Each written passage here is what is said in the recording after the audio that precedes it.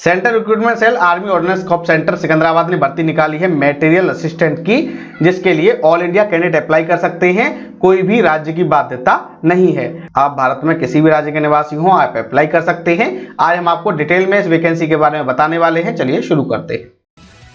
Subscribe कीजिए employments point channel को और पाइए गवर्नमेंट जॉब्स की लेटेस्ट अपडेट्स, और साथ ही बेल आइकन को प्रेस करना न भूलें। वैकेंसी की बात करें तो मटेरियल असिस्टेंट एमए की वैकेंसी आई है 419। इसमें से सामान्य की वैकेंसी है 171, ईडब्ल्यूएस की 42, ओबीसी की 113, एससी की 62, एसटी की 31। 419 टोटल वैकेंसी हैं। इनमें से एक्स सर्विसमैन के लिए 41 और स्पोर्ट पर्सन के लिए 20 वैकेंसी, साथ ही पीएच कैंडिडेट के लिए 16 वैकेंसी रिजर्व की गई हैं। सैलरी की बात करें तो लेवल 5 में आपकी सैलरी रहने वाली है 29,200 से 92,300 वाले ग्रेड में आपको शामिल किया जाएगा और आपकी स्टार्टिंग सैलरी होगी लगभग 43,000 रुपए महीने। जो पीएच कैटेगरी शामिल की गई हैं वो हैं blindness and low vision, deaf and hard of hearing, इसके अलावा locomotor disability, autism, multiple disabilities. बात कर लेते हैं रीजन वाइज वैकेंसी की, तो ईस्टर्न रीजन जिसमें असम, अरुणाचल प्रदेश, नागालैंड और मणिपुर आते हैं, उसमें 10 वैकेंसी आई हैं। वेस्टर्न रीजन में दिल्ली, पंजाब, हिमाचल प्रदेश, हरियाणा आते हैं, इसमें 120 वैकेंसी आई हैं। नॉर्दर्न पार्ट में जम्मू कश्मीर और लद्दाख आते हैं, इसमें 23 वैकेंसी आई हैं। दक्षिण जो रीजन है, साउथर्न रीजन जो है, महाराष्ट्र, तेलंगाना और तमिलनाडु, यहाँ पर 32 वैकेंसी आपके लिए आ चुकी हैं। साउथ वेस्टर्न की बात करें तो राजस्थान और गुजरात में मिला के 23 वैकेंसी हैं। सेंट्रल वेस्ट में जिसमें मध्य प्रदेश, उत्तर प्रदेश और उत्तराखंड आता है, उसमें 185 वैकेंसी आपके लिए आई हैं।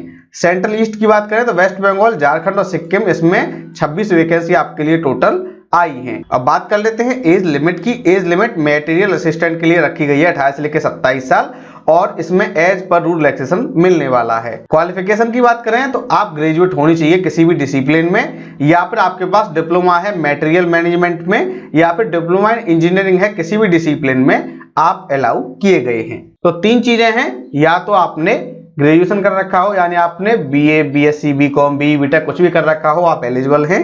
अगर ये आपके पास नहीं है और आपने डिप्लोमा कर रखा है मटेरियल मैनेजमेंट में, तब भी आपको एलिजिबल माना जाएगा।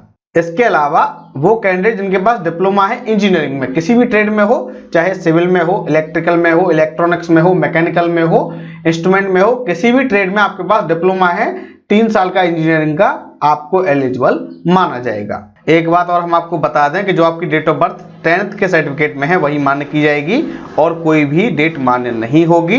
अपर एज में रिलैक्सेशन SC/ST को 5 साल का, ओबीसी को 3 साल का, पीएच को 10 साल का दिया जाएगा। एक्स सर्विसमैन को उनकी सर्विस लेंथ घटाने के बाद 3 साल की छूट दी जाएगी। जो विडो डाइवोर्स वुमेन हैं उनको 35 साल की एज तक फॉर्म भरने की छूट दी जाएगी, कैटेगरी के अलावा अलग से मिलेगा।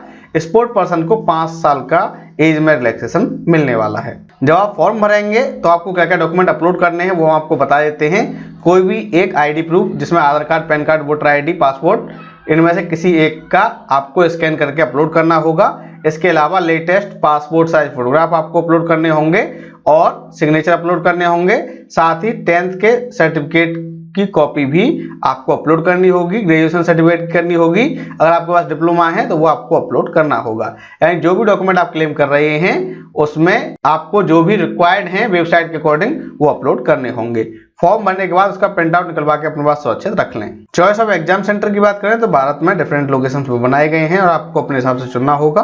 बात करें सिलेक्शन प्रोसेस की, सिलेक्शन में आपका रिटन एग्जाम होगा, उसके बाद आपका डॉक्यूमेंट वेरिफिकेशन और मेडिकल रहने वाला है। इसमें physical endurance test, skill test शायद नहीं रहेगा क्योंकि इसमें कोई भी विवरण उसका नहीं दिया गया है। तो आपका सीधे ही रिटन एग्जाम रहने वाला है, पीईटी वगैरह इसमें नहीं होगा। लेकिन ये हो सकता है कि आपकी नॉर्मल जो जांच पड़ताल होती है शरीर की वो की जाए, क्योंकि ये वैकेंसी ऑर्डिनेंस फैक्ट्री की रहने वाली है। रिटन टेस्ट जो है वो ग्रेजुएशन लेवल का आपका आएगा, जिसमें जनरल इंटेलिजेंस एंड रीजनिंग के 50 क्वेश्चन होंगे, 25 होंगे न्यूमेरिकल एप्टीट्यूड के, 25 होंगे जनरल अवेयरनेस के, 50 होंगे इंग्लिश लैंग्वेज एंड कॉम्प्रिहेंशन के। 150 क्वेश्चन होंगे, 150 नंबर के, 2 घंटे का टाइम आपको मिलने वाला है। पेपर जो है वो ऑब्जेक्टिव टाइप का आएगा, इंग्लिश हिंदी दोनों भाषाओं में आएगा। जो इंग्लिश लैंग्वेज का पार्ट है वो इंग्लिश में ही आएगा। OMR बेस्ड आपका पेपर होने वाला है और 0.25 की नेगेटिव मार्किंग रहेगी। पोस्टिंग की बात करें तो आपको रीजन वाइज चॉइस दी जाएगी और आपको उसी के अकॉर्डिंग पोस्टिंग मिलने वाली है। हालांकि आपको ऑल इंडिया सर्विस लायबिलिटी के अंतर्गत रखा जाएगा और आपको भारत में कहीं भी सेवा के लिए भेजा जा सकता है, लेकिन आपको प्राथमिकता वहीं की मिलेगी जहां के रीजन के लिए आपने अप्लाई किया है। अब बात कर लेते हैं महत्वपूर्ण दिनांक की। तो इस भर्ती के लिए फॉर्म भरना शुरू हो चुके हैं और लास्ट डेट है 12 नवंबर।